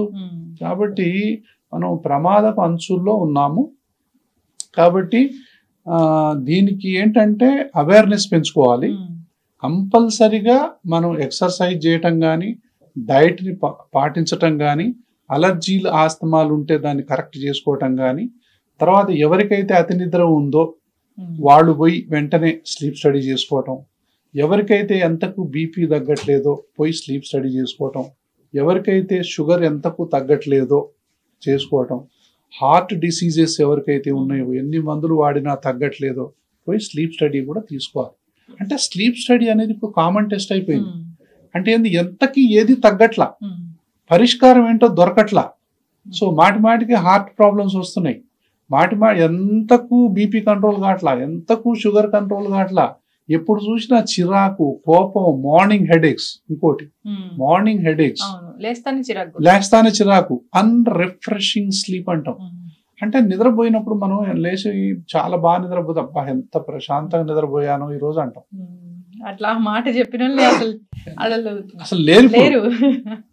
ఇప్పుడు ఏంటంటే లేవగానే ఇంకోసేపు నిద్రపోతే బాగుండు, ఎంతసేపు నిద్రపోయినా నిద్ర చాలకపోవటం, ఎంతసేపు నిద్రపోయినా నిద్ర చాలటం లేదు అంటే నీకు నైట్ పూట గురకున్నట్టే. కాబట్టి వెంటనే మనం స్లీప్ స్టడీ చేయించుకోవాలి. దాంతోపాటు గురక, అతి నిద్ర ఇవన్నీ ఉన్నట్లయితే వెంటనే చేయించుకోవాలి. లేకపోతే ఇవన్నీ కూడా డేంజర్ బెల్స్ అమ్మా. ఇప్పుడు మనం కార్ నడుపుతుంటాం, కార్ నడిపేటప్పుడు మనకు డాష్ బోర్డ్ ఉంటుంది కదా, డాష్ బోర్డ్ మీద ఒక రెడ్ సిగ్నల్ వచ్చింది అనుకో, ఒక ఎల్లో మార్క్ చోటు ఇది ఉంటుంది కదా, ఒక గీతలాగా వస్తుంది. అమ్మో ఏంటి ఏదో వచ్చింది అంటాం కదా. అంటే మెల్లగా గురక పెడుతున్నాం అంటే అది రావాలి. దాని తర్వాత రెండో రెడ్ సిగ్నల్ కనిపించింది అనుకో డాష్ బోర్డు మీద, అదేంటి? అతి నిద్ర. ఏంటి నాకు ఇట్లా అసలు డ్రైవింగ్ చేస్తుంటే నిద్ర వస్తుంది ఏంటి? అదొకటి. దాని తర్వాత నైట్ పూట ఎవరైనా నీకు అని చెప్తున్నారు అనుకో, చెప్తుంటే అదొక డేంజర్. ఇప్పుడు కార్లో ఒక 5-6 రెడ్ సిగ్నల్ కనపడ్డాయి అనుకో డాష్ బోర్డు, ఎవరైనా కార్ నడుపుతారా? నడపరుగా, వెంటనే ఆపుతారుగా. ఇది కూడా అంతే. దీని కూడా ఏంటంటే స్టాప్ బ్యాంగ్ అనేటటువంటి ఒక చిన్న ఒక యాక్రోనిమ్ లాగా ఉంది. అంటే ఏంటంటే ఎస్ అంటే స్నోరింగ్, అబ్జర్వ్డ్ యాప్నియా అంటే నైట్ పూట మీరు అంటున్నారండి అంటే అబ్జర్వ్డ్ యాప్నియా ఉన్నట్టే కదా. పి అంటే ప్రెషర్, అంటే బ్లడ్ ప్రెషర్ ఉందా లేదా. బ్లడ్ ప్రెషర్ ఉంది, ఎన్ని మందులు వాడినా కూడా తగ్గట్లేదు. తర్వాత బి అంటే బిఎంఐ అంట, బాడీ మాస్ ఇండెక్స్ అంటాం. సో అది ఎంత ఉంది, మీరు ఎంత హైట్ ఉన్నారు, మీరు ఎంత వెయిట్ ఉన్నారు. ఇప్పుడు కొంతమందికి వాళ్ళు ఎంత ఉంటారంటే ఒక 5.5 అడుగులు ఉంటారు, కానీ ఒక 80 కేజీలు ఉంటారు. అది ఒబేసిటీ కదా. ఇంకొంతమంది 6-5 ఉంటారు, వాళ్ళు 80 కేజీలు ఉంటారు. వాళ్ళ బరువుకి అది కరెక్టే, వాళ్ళ హైట్కి అది సరిపోద్ది, కానీ మీకు సరిపోదు అది. కాబట్టి బిఎంఐ అనేది ఎంత ఉంది. దాని తర్వాత మీ యొక్క ఏజ్ అనేది ఎంత, అంటే ఎంత ఏజ్, మోర్ దాన్ 50 years వాళ్ళకి గురకు వచ్చేటటువంటి అవకాశాలు ఇన్ జనరల్గా ఎక్కువ. గురకు ఇంక మిగతా వాళ్ళకి రాదని కాదు, 50+ మేల్. సో మేల్ వాళ్ళల్లో ఎక్కువ ఉంటుంది. నెక్ సర్కంఫరెన్స్ ఎంత, 40 centimeters కంటే ఎక్కువ ఉందా, వెంటనే డాక్టర్ కాడికి పోవాలి. కొలుసుకోండి వెంటనే. 40 centimeters ఉంది, నాకు అతి నిద్ర ఉంది, నాకు డల్గా ఉంటుంది, ఎంత నిద్ర సరిపోవట్లేదు, నాకు బీపీ ఉంది, నాకు షుగర్ ఉంది అంటే వెంటనే మీరు కొలుసుకోవటం, డాక్టర్ కాడికి పోవటమే, అంత ఈజీ. తర్వాత ఇక్కడ ఉంది 100 centimeterల కంటే ఎక్కువ ఉంది, 40 inches కంటే ఎక్కువ ఉంది, అంటే చూడండి ఎంత కామన్ అయిపోయిందో. సో కాబట్టి నోరు తెరిచి చూసుకోండి, అద్దంలో పోయి అని చూసుకోండి. ఎంత తెరిచినా కూడా లోపల కనపడట్లేదు అంటే, అతి నిద్ర ఉంది అంటే, బీపీ ఉంది అంటే, గురకు ఉంది అంటే వెంటనే వెళ్ళిపోవాలి. ఎవరు వస్తున్నారు డాక్టర్ గారు, అంటే మెన్ వస్తున్నారా, ఉమెన్ వస్తున్నారా ఎక్కువ? ఇప్పుడు మెనోపాజ్ అయిపోయిన తర్వాత మెన్ ఉమెన్ ఈక్వల్. సో చాలా మందికి గురక ప్రాబ్లం అనేది, అసలు గురక లేని ఇల్లు లేదు అంటే ఆశ్చర్యం కాదేమో అనిపిస్తుంది నాకు. అంటే మోర్ దాన్ 50 years ఉన్న వాళ్ళలో చాలా మందిలో గురక అనేది ఇప్పుడు వెరీ వెరీ కామన్ ప్రాబ్లం. అసలు అన్ఐడెంటిఫైడ్ హార్ట్ అటాక్స్ కానీ, హార్ట్ ప్రాబ్లమ్స్ కానీ, బీపీలు కానీ, షుగర్లు కానీ మూల కారణం గురకే. దీన్ని కనుక మనం కరెక్ట్ చేసినట్లయితే, ఈ గురకని అంటే రెస్పిరేటరీ బ్రీదింగ్ సిస్టమ్ని కనుక కరెక్ట్ చేస్తే ఈ మనం చెప్పుకున్న ప్రాబ్లమ్స్ అన్ని పోతాయి. హార్ట్ అటాక్ ముప్పు అనేది తగ్గిపోద్ది, బీపీ అనేది కంట్రోల్లోకి వస్తుంది, షుగర్ అనేది కంట్రోల్లోకి వస్తుంది, ఒబేసిటీ అనేది కంట్రోల్లోకి వస్తుంది, హుషారైపోతారు, యాక్సిడెంట్ కూడా తగ్గిపోతాయి. మరి ఆ స్టేజ్ లో తెలియలేదు, చాలా పెద్ద స్టేజ్ లో క్రానిక్ అయినాక తెలిసింది. ఏ స్టేజ్ లో అయినా సరే ఇప్పుడు బాగా ఇప్పుడు సర్జరీ. ఇంకోటి ఏంటి, ఒకటి సిప్యాప్ అని చెప్పాం, మరి ఇంకేమేమి మోడాలిటీ, కొన్ని మ్యాండిబులర్ అడ్వాన్స్మెంట్, కొన్ని ఇన్స్ట్రుమెంట్స్ ఉంటాయి, అంటే దీన్ని ముందుకు లాగుతారు, కొంతమంది టంగ్ లాగుతారు, రకరకాల ఇన్స్ట్రుమెంట్స్ ఉన్నాయి దీనికి, కానీ ఏవి కూడా సక్సెస్ఫుల్ కావు. ద బెస్ట్ అంటే సిప్యాప్ మిషన్. తర్వాత ఇప్పుడు ఎడినాయిడ్స్ ఉన్నాయి, ఎడినాయిడ్స్ తీసేయటం, టాన్సిల్స్ ఉన్నాయి, టాన్సిల్ తీసేయటం, సైనస్ ఉంది, సైనస్ క్లీన్ చేసుకోవటం, ముక్కు ఇట్లా దూరం వంకర ఉంది, దాన్ని తీసుకోవటం, టర్బినేట్ చాలా చాలా పెద్ద గుప్పిని దాన్ని తీసేయటం. తర్వాత అలర్జిక్ రైనైటిస్ ఉంది, యాంటీ అలర్జిక్ మెడిసిన్స్ వాడటం. దాని తర్వాత ఆస్మా ఉంది, ఆస్మాకు కరెక్ట్ మందులు వాడుకోవటం. తర్వాత ఇట్లా కనుక మనం చేసినట్లయితే ఇది ఒకటి. అంటే సర్జరీస్ కి ఆ ప్యాలెట్ ఉంటుంది పైన, ఆ ప్యాలెట్ కట్ చేస్తారు, లోపల ఉన్న ఫ్యాట్, రకరకాల ప్రొసీజర్స్ ఉన్నాయి, కానీ ఏ సర్జికల్ ప్రొసీజర్ కూడా 100% రిజల్ట్స్ ఇవ్వదు. అన్నిటికంటే ఉత్తమం ఏంటి, ఎవరిలోనైతే చిన్నప్పటి నుంచి అలర్జీ ఉందో, ఆస్మా ఉందో, సైనస్ ఉందో, బ్రాంకైటిస్ ఉందో, వీళ్ళందరూ మళ్ళొకసారి డాక్టర్ గారికి పోయి తొలి దశలోనే నువ్వు గురకబెడుతున్నావు అని చెప్పి మీ ఫ్రెండ్ చెప్పినా, మీ వైఫ్ చెప్పినా, మీ పిల్లలు చెప్పినా వెంటనే డాక్టర్ని సంప్రదించి అలర్జీ ఉందా, ఆస్మా ఉందా, సైనస్ ఉందా అన్ని చూసుకొని వాటిని క్లీన్ చేసుకోవటం అంత ఉత్తమం ఇంకోటి లేదు. ఆస్తమా ఉంటే తగ్గదు కదా డాక్టర్? ఎందుకు తగ్గదమ్మా, ఆస్మాకున్న బెస్ట్ ట్రీట్మెంట్ ఇప్పుడు దేనికి లేదు. ఆస్మా అంటే ఇదే కదా, అంటే మన బ్రాంకియల్ ట్యూబ్స్ లో ఇన్ఫ్లమేషన్ ఉంటది. ఈ ఇన్ఫ్లమేషన్ ఈ విధంగా చేసే అద్భుతమైన వైద్యాలు ఇప్పుడు అందుబాటులో ఉన్నాయి కదా. They lead normal life. ఇప్పుడు కోవిడ్ టైంలో ఎంత మంచి వైద్యం ఉందంటే ఆస్మాకి, వాళ్ళు they can lead near normal life. అంత మంచి వైద్యం ఇప్పుడు ఆస్మాకి అందుబాటులో ఉంది. శ్వాస హాస్పిటల్ యొక్క ముఖ్య ఉద్దేశం అదే.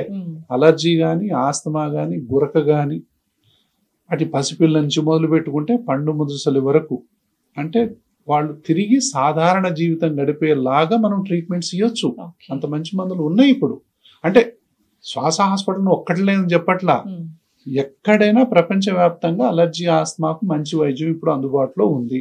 కాకపోతే సరి అయినటువంటి డాక్టర్ని ఎంచుకొని, సరి అయిన పరీక్షలు చేయించుకొని, సరి అయినటువంటి మందులు వాడినట్లయితే, ఎంతకాలం వాడాలో అంతకాలం, వాడే విధానం ఏందో తెలుసుకొని ఆ విధంగానే వాడటం. మంచి మందు వాడతావు, వాడటం ఎట్లా తెలియదు, రిజల్ట్ రాదు. అప్పుడు మనం మందునన్నా వంక పెడతాం, డాక్టర్నన్నా వంక పెడతాం, అంతే కదా. కానీ మనం వాడే విధానం తప్పంది. 100%. ఇప్పుడు ఒక మందు ఒకసారి రాస్తే చాలా మంది కూడా ఇప్పుడు ఇన్హేలర్స్ డాక్టర్ అప్పుడు ఎప్పుడో రాసింది 3 ఏళ్ల క్రితం అని ఇప్పటికీ వాడుతూనే ఉంటారు. 10 ఏళ్ల కింద రాసిన వాళ్ళు కూడా వాడుతున్నారు. అది ఎట్లా? అది చాలా తప్పు యాక్చువల్ గా. మేమేమంటామంటే జనరల్ గా సంవత్సరానికి అంత మొత్తం కంట్రోల్ అయిపోయిన తర్వాత ఈ విధంగా ఉన్నాయి. జనరల్ గా 3 నుంచి 6 నెలల లోపు చాలా వరకు చాలా మంది మంచి కంట్రోల్ అయింది. తర్వాత ఫాలో అప్ ఎట్లా ఉండాలంటే సంవత్సరానికి కనీసం 2 సార్లు అన్న రావాలి, మినిమం 2 times అన్నా వచ్చి చూపించుకోవాలి. ఎందుకు? ఆ సందర్భంగా వాళ్ళకి ఎంత అలర్జీ ఉంది, ఎంత ఆస్మా ఉంది, వాళ్ళకి ఎంత అబ్స్ట్రక్షన్ ఉంది ఇంకా అనేది తెలుసుకోవచ్చు. వ్యాక్సిన్స్ ఇవ్వచ్చు. ఎస్, ఇన్ఫ్లుయెన్జా వ్యాక్సిన్ కానివ్వండి, న్యూమోకోకల్ వ్యాక్సిన్ కానివ్వండి, మాటికి రాకుండా ఇట్లా కాకుండా వైరల్ ఇన్ఫెక్షన్స్ కు బ్యాక్టీరియల్ ఇన్ఫెక్షన్స్ రాకుండా మనం వ్యాక్సిన్స్ చేయొచ్చు. దాని తర్వాత మనం ఆ పల్మనరీ ఫంక్షన్ టెస్ట్ అని చెప్పి వీటి యొక్క పేటెన్సీ ఎంత ఉంది అనేది తెలుసుకోవచ్చు. తర్వాత ఇంకా ఏమన్నా ఉన్నా కూడా మనం అడ్వైస్, అసలు వాళ్ళు ఎట్లా వాడుతున్నారో చెప్పొచ్చు. వాళ్ళకు నైట్ పూట నిద్ర డిస్టర్బ్ అవుతుందా లేదా, రారు. అంటే నేనేమంటానంటే రాకపోవటానికి కూడా కొన్ని వందల కారణాలు ఉండొచ్చు. దీన్ని ఆస్తమా అవుట్కమ్ మెజర్స్ అంటాం. అంటే దీన్ని ఇప్పుడు నేను ఏదైతే చెప్తున్నానో అది మీరు చూసుకోండి. ఒక ఆస్తమా పేషెంట్ ఉన్నాడు, నైట్ నిద్ర లేదు, పగులు ఏ పని చేయలేడు, పిల్లలు స్కూల్కి పోలేరు, ఒక రోజు పోతే 3 రోజులు ఆబ్సెంట్ అవుతున్నారు, ఒక ఆయన పనికి పోతే ఒక రోజు పోతే 3 రోజులు పనికి పోవట్లేదు, తెల్లవారులో నిద్ర లేదు, ఎప్పుడు చూసినా దగ్గు, ఎప్పుడు చూసినా జలుబు, ఎప్పుడు చూసినా ముక్కు గారడం, ఇలా ఉంది. మనం ట్రీట్మెంట్ ఇచ్చాం. ట్రీట్మెంట్ ఇచ్చిన తర్వాత ఈ విధంగా అయ్యాడు. అవుట్కమ్ మెజర్స్ ఏదైనా ఒక డాక్టర్ ఇస్తే, కరెక్ట్ వైద్యం ఇస్తే ఎట్లా ఉండాలంటే నైట్ పూట నిద్ర డిస్టర్బ్ అవుతుంది, నెంబర్ 1. పగులు పూట ఏ పని చేసినా కూడా ఆయాసం రాకూడదు. తర్వాత అతని యొక్క లంగ్ ఫంక్షన్ అనేది మిగతా వాళ్ళకి ఎలా ఉంటుందో దాదాపులో అలాగే ఉండాలి. దాని తర్వాత ఈ మాటికి కొట్టుకునే ఇన్హేలర్స్ వాడాల్సిన అవసరం రాకూడదు. చీటికి మాటికి అడ్మిషన్లు ఉండకూడదు, మాటికి హాస్పిటల్కి పోవాల్సిన అవసరం ఉండకూడదు. ఎవరికైతే ఇవన్నీ ఉంటాయో వాళ్ళు హాస్పిటల్కి పోవాల్సిన అవసరం అంతగా ఉండదు. దీని అవుట్కమ్ మెజర్స్ అంటాం. సో ఇలా లేకుండా కొంతమంది పార్ట్లీ ట్రీటెడ్ అంటాం, అంటే సగం ట్రీట్మెంట్. ఇట్లాంటి వాళ్ళు దేశంలో 70 నుంచి 80% మంది ఉంటారు. వీళ్ళ గురించే మీరు మాట్లాడుతున్నారు. వీళ్ళు ఏంటంటే హాస్పిటల్ పోయేంత పెద్దగా ఉండదు, ఇంట్లో ఉండేంత చిన్నగా ఉండదు, ఇబ్బంది ఉంటుంది. నైట్ ఎంత ఇబ్బంది ఉంటుంది అంటే ఈ రోజు రేపు గ్యారెంటీగా హాస్పిటల్ పోవాల్సిందే అని డిసైడ్ అవుతారు. నైట్ మార్నింగ్ కల్లా బాగానే ఉంటుంది, బాగానే ఉందిగా ఇప్పుడు ఎందుకులే, మళ్ళీ ఎప్పుడైనా చూద్దాంలే. ఇట్లా సంవత్సరాలు గడిపిన వాళ్ళని చూశాను. ఇది partly controlled or partly treated asthma అంటాం. ఇదేమో totally untreated and uncontrolled asthma అంటాం. ఇదేమో normal or totally controlled treatment అంటాం, ఆస్మా ట్రీట్మెంట్ అంటాం. ఈ విధంగా అవటం అనేది లక్ష్యం. చాలా మంది ఇప్పుడు ఈ విధంగా అసలు వైద్యం తీసుకుని వాళ్ళు దేశంలో కొన్ని కోట్ల మంది ఉన్నారు ఇంకా ఇలాగే బాధపడుతూ. సో వీళ్ళు అంటే ప్రతిరోజు నరకాన్ని అనుభవిస్తూ ఉంటారు. అసలు ఎందుకు ఈ జీవితం అనుకుంటారు, ఒక్కసారి పోయినా బాగుండు అనుకుంటారు, ఎక్కడ రైలు కింద తలబెట్టి పోతే బాగుండు అనుకుంటారు, ఏదైనా బాయిలు దూకితే బాగుండు అనుకుంటారు, విషం తాగితే బాగుంది. అంత అవసరం లేదు. మంచి మందులు ఇప్పుడు అందుబాటులో ఉన్నాయి. ఎవరైనా అట్లా అనుకుంటే అది చాలా చాలా పొరపాటు. చాలా హాస్పిటల్ పోయాం, అలాంటి డాక్టర్ గారికి నీ జీవితాంతం అంతే అని చెప్పాడు, ఇంకా నీ బతుకు ఇంతే అని చెప్పాడు అని చెప్పి కొంతమంది హాస్పిటల్కి రాకుండా ఉన్న వాళ్ళు కూడా ఉంటారు. మీకు ఏ డాక్టర్ చెప్పాడు, ఎట్లాంటి డాక్టర్ చెప్పాడు అని పక్కకు పెట్టండి. కానీ అలర్జీ ఆస్మాకు మంచి వైద్యం అందుబాటులో ఉంది. తుమ్ములు ఉన్నాయి, జలుబు ఉంది, దగ్గు ఉంది, తెమడ వస్తుంది, ఆయాసం వస్తుంది, ఏ పని చేసినా కూడా ఆయాసం వస్తుంది, మెట్లెక్కితే ఆయాసం వస్తుంది, అద్దింట పడట్లేదు, ఇద్దింట పడట్లేదు, ఊరికే దగ్గుతా ఉన్నారు, మనకు ఇట్లా చేసేటటువంటి వైద్యం అందుబాటులో ఉంది అనేది ఒకటి ఇది తెలుసుకోవాలి. ఇలాంటి వాళ్ళు ఏంటి పార్ట్లీ ట్రీటెడ్ కేసెస్ ఎప్పుడో మీరు అన్నట్టు 5 సంవత్సరాల కింద 10 సంవత్సరాల కింద వచ్చేసి మళ్ళీ వాళ్ళకి ఇష్టమైనటువంటి ఇన్హేలర్స్ మళ్ళీ రిలీవర్సే వాడుతూ ఉంటారు. సో ఇవన్నీ కూడా అంటే పని అంతా డిస్టర్బ్ అయితేనే ఉంటుంది. ఏదైనా ఫంక్షన్ పోదామంటే పోలేరు, ఏదైనా పిల్లల్ని తీసుకొని టూర్ పోదామంటే పోలేరు, ఏదైనా సెకండ్ షో సినిమా పోదామంటే పోలేరు, ఏదైనా కష్టం వచ్చేటటువంటి పని పోలేరు. పోస్ట్ పోన్ అన్నా చేస్తారు, అవాయిడ్ అన్నా చేస్తారు. ఏదైనా సరే ఈ 2 లక్షణాలు ఎవరికి ఉన్నాయో చూసుకోండి. Either they postpone or they avoid the work. బయటికి పోవాలా, ఏం పోతాం లేదు, రేపు పోదాంలే అట్లా అనుకున్నారంటే అట్లా అనుకున్నారు అంటే ఈ ప్రాబ్లం ఎక్కడో ఒక చోట ఉన్నట్లే. ఎవరికి, ఎవరిలోనైతే తుమ్ములు, జలుబు, దగ్గు, ఆయాసం, అది పడదు ఇది పడదు అనే వాళ్ళల్లో మనం పోస్ట్ పోన్ చేస్తున్నాము అంటే వాళ్లకు అన్ట్రీటెడ్ అలర్జీ ఆస్మా ఉన్నట్టే లెక్క. అయితే వాళ్ళు అట్లా బాధపడాల్సిన అవసరం ఈ రోజుల్లో లేదు అని చెప్పడం మన ఉద్దేశం. ఎందుకంటే అంత మంచి వైద్యం అందుబాటులో ఉంది. అసలు దేని వల్ల వస్తుందో తెలుసుకోవచ్చు. డస్ట్ వల్ల వస్తుందా, పోలెన్ వల్ల వస్తుందా, బొద్దింకాల వల్ల వస్తుందా, లేకపోతే ఇప్పుడు ఎన్నో రకాల అంటే ఫంగస్ వల్ల వస్తుందా, అన్ని అలర్జీ టెస్ట్లు అనేది అందుబాటులో ఉన్నాయి. ఇప్పుడు దేని వల్ల వస్తుందో తెలుసుకోవచ్చు. డస్ట్ కు ఎక్కువ ఈ దేశంలో డస్ట్ మైట్ ఎలర్జీ ఎక్కువ అమ్మా. డస్ట్ మైట్ ఎలర్జీకి డస్ట్ మైట్ స్పెసిఫిక్ ఇమ్యునోథెరపీ అనేది అందుబాటులో ఉంది ఇప్పుడు. అంటే ఏంటి, టాబ్లెట్ రూపంలో ఈ డస్ట్ ఎలర్జీ ఉన్న వాళ్ళకి ఆ మందులు వాడాం, ఈ మందులు వాడాం, ఆ ఇన్హేలర్ వాడాం, ఇది వాడాం, ఏది వాడినా తగ్గట్లే డాక్టర్ అని ఒక 100 మందిలో ఒక 5-6 అంటుంటారు. వాళ్ళకి ఇమ్యునోథెరపీ కూడా ఇప్పుడు అందుబాటులో ఉంది. అంటే ఏంది, ఆ డస్ట్నే మనము ఒక పౌడర్గా చేసి దాన్నే ఒక టాబ్లెట్గా చేసి దాన్నే నాటి కింద పెట్టడం, వ్యాక్సిన్ లాగా. ఆ టాబ్లెట్ మనం 1 సంవత్సరమో 2 సంవత్సరాలు కనుక వాడినట్లయితే తర్వాత ఎంత డస్ట్కి ఎక్స్పోజ్ అయినా కూడా తుమ్ములు రాని పరిస్థితి ఏర్పడదు. దాన్ని ఇమ్యునోథెరపీ అంటాం. సో ఇది శ్వాస హాస్పిటల్లో డస్ట్ మైట్ ఇమ్యునోథెరపీ కానీ అన్ని రకాల ఇమ్యునోథెరపీలు ఇప్పుడు అందుబాటులో ఉన్నాయి. అందుకే అలర్జీ ఆస్మాకి ఇప్పుడు బ్రహ్మాండమైనటువంటి వైద్యం అందుబాటులో ఉంది. ఎవ్వరూ బాధపడాల్సిన అవసరం లేదు, భయపడాల్సిన అవసరం లేదు. మందులకు భయపడతారు, స్టీరాయిడ్స్ అనగానే భయపడతారు, ఇన్హేలర్స్ అనగానే భయపడతారు, తల్లిదండ్రులు అయితే గజగజ వణికిపోతారు. దాని తర్వాత ఇట్లా ఎవరికి అవసరం లేదండి, అంత మంచి వైద్యం ఉంది. డాక్టర్ గారు అట్లా ఫుల్లీ ట్రీట్ అయిన తర్వాత అది అట్లా ఉంటదా? మళ్ళీ ఇదొకటి, ఇప్పుడు ఏంది ఒకసారి ఇట్లా అయిపోయింది మరి మాటి మళ్ళీ నేను హాస్పిటల్కి రావాలండి అంటారు. ఒకసారి ఇట్లా అయితే మనం ఇట్లా ఉన్న వాటిని ఇట్లా చేసిన తర్వాత ఒక్కసారి కనుక ఇట్లా అయ్యి జీవితాంతం ఇట్లా ఉంటే అసలు అలర్జీ ఆస్మా అంటే భయం ఎందుకు ఉంటుంది ఎవరికైనా? ఇది కంట్రోలబుల్ డిసీజ్ అంటాం, ఇట్ ఇస్ నాట్ క్యూర్. ఒకసారి ఇట్లా చేస్తే ఇట్నే ఉండదు. బీపీ వచ్చింది, ఒక వారం రోజులు 10 రోజులు వాడాము, మళ్ళీ జీవితంలో బీపీ రాదు అంటే ఎంత ఆనందంగా ఉంటుంది. మేనేజ్ చేసుకుంటుండాలి అంటే క్యూర్ అయినట్టే కదా. కానీ బీపీ క్యూర్ ఏం లేదు. షుగర్ ఉంది, వారం రోజులు 10 రోజులు వాడాము, ఇంకా అసలు జీవితంలో మనకు అది రాదు అనేటట్టు ఉంటే దాని గురించి భయం ఏముంటది. అంటే లైఫ్ స్టైల్ డిసీజెస్ అంటాం. కొన్ని ఇప్పుడు డయాబెటీస్ రివర్సల్ కేసులు వస్తున్నాయి, బీపీని కూడా రివర్స్ చేసేటటువంటిది ఉంటుంది. ఎప్పుడు దానికి సరి అయినటువంటి కారణాన్ని మనం కనిపెట్టి తాళానికి దగ్గర తాళం చెవిలాగా కరెక్ట్ వైద్యం కనుక చేయగలిగితే అది రివర్స్ అయ్యేటటువంటి అవకాశాలు ఉంటాయి. అయితే ఎప్పుడు చూసినా కూడా అంటే ఏంటి, జీన్స్ ఒకటి, తల్లిదండ్రుల నుంచి వచ్చే జీన్స్ ఒకటేమో ట్రిగ్గర్స్. ఇది జీన్స్, ఇది ట్రిగ్గర్. ఇప్పుడు ఏం చేస్తున్నాం, ఈ రెండింటి మధ్యలో ఒకటి మనం మెడిసిన్ పెడుతున్నాం కాబట్టి ఇలా ఉంటాయి. ఈ మెడిసిన్ తీసేయగానే మళ్ళీ 2 కలుస్తాయి. ఎప్పుడైతే మళ్ళీ 2 కలుస్తాయో మళ్ళా ఇవి మళ్ళీ మూసుకుంటాయి, మళ్ళీ మూసుకుంటాయి. కాబట్టి మళ్ళీ పెట్టాలి. అలా కాకుండా ఇప్పుడు ఇమ్యునోథెరపీ అనేది వస్తుంది కొంతమందిలో. అదే నేను మీకు ఇప్పుడు చెప్పాను. ఆ ఇమ్యునోథెరపీని వాడటం వల్ల అంటే డిసీజ్ మోడిఫికేషన్ ట్రీట్మెంట్ అంటాం, అది మోడిఫై అయిపోతుంది. కాబట్టి ఇలాంటి ట్రీట్మెంట్స్ తీసుకోవటం వల్ల అలర్జీ కానీ ఆస్తమా కానీ కంట్రోల్కి వస్తుంది.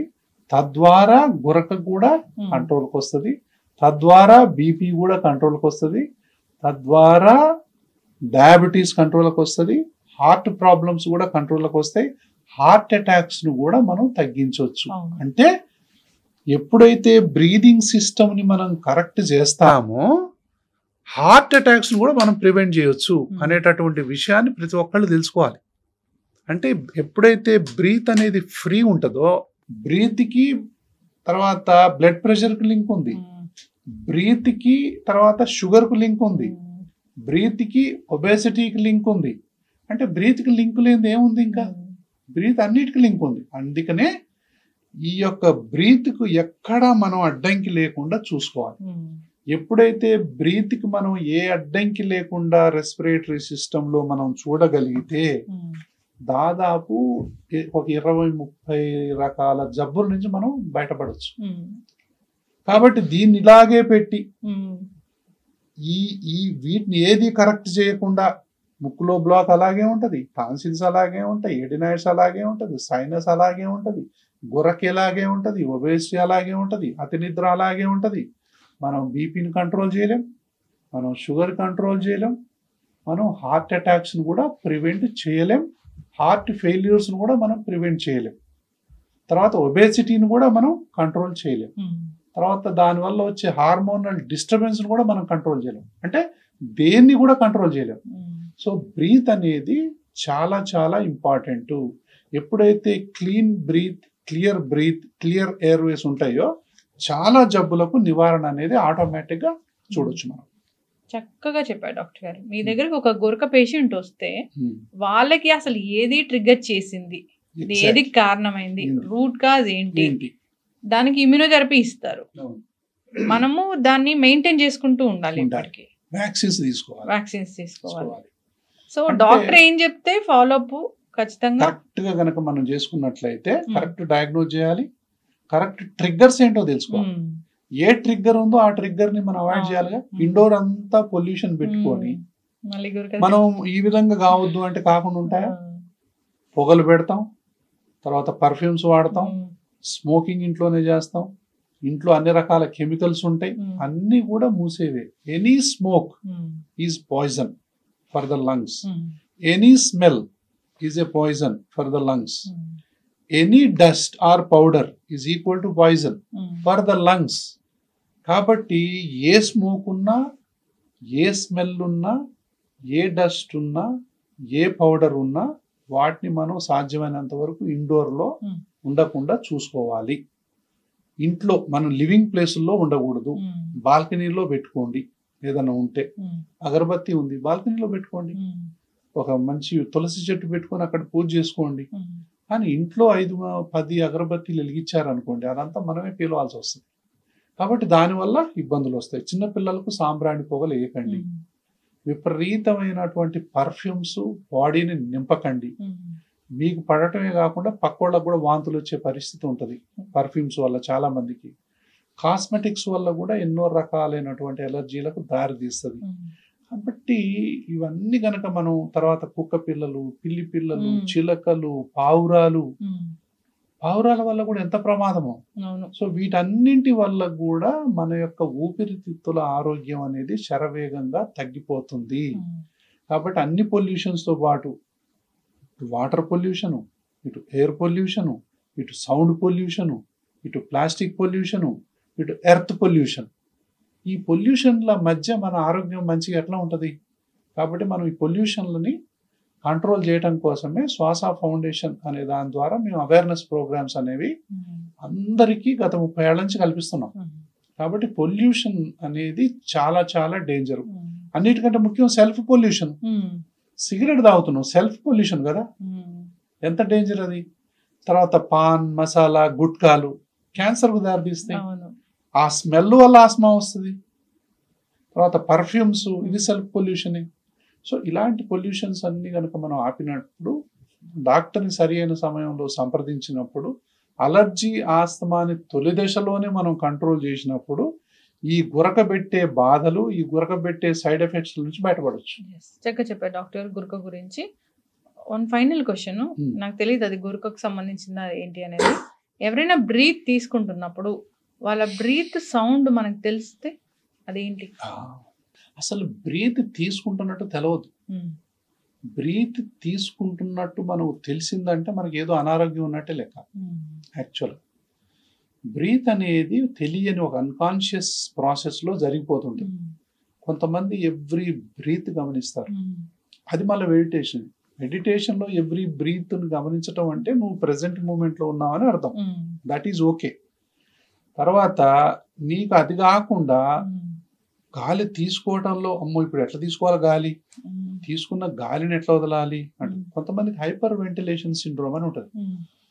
వాళ్ళకి ఇక శ్వాస మీదనే ధ్యాస ఉంటుంది. ఇక అమ్మో నాకేమవుతుంది అంటా ఉంటారు. అది హైపర్ వెంటిలేషన్ సిండ్రోమ్. దీనికి వెనకాల కారణం కూడా అలర్జీ ఉండొచ్చు. కానీ దాన్ని కొంతమంది ఏంటంటే ఫంక్షనల్ డిసీజ్ అని కొట్టి పడేస్తారు. నో, ఫ్యామిలీలో ఎక్కడో ఒక చోట అలర్జీ ఉంటుంది వాళ్ళకి.